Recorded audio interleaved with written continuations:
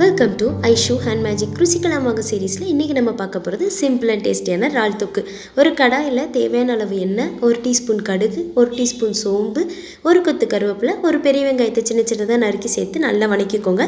சின்ன வெங்காயம் சேர்க்க வேணாம், ஏன்னா ஆல்ரெடி இறால் கொஞ்சம் இனிப்பாக இருக்கும். ஸோ பெரிய வெங்காயமே சேர்த்துக்கோங்க. நல்லா வணங்கினதுக்கப்புறமா 2 பச்சை மிளகாயை கீரி சேர்த்துக்கோங்க, இல்லைனா 2ஆக நறுக்கி போட்டுக்கோங்க. ஒரு பிரியாணி இலையும் சேர்த்து நல்லா வணக்கிக்கோங்க. இதெல்லாம் நல்லா வணங்கி கலர்லாம் சேஞ்ச் ஆனதுக்கப்புறமா 1 டீஸ்பூன் இஞ்சி பூண்டு விழுது சேர்த்துக்கோங்க. இஞ்சி பூண்டு விழுது தான் ஒரு டேஸ்ட்டே.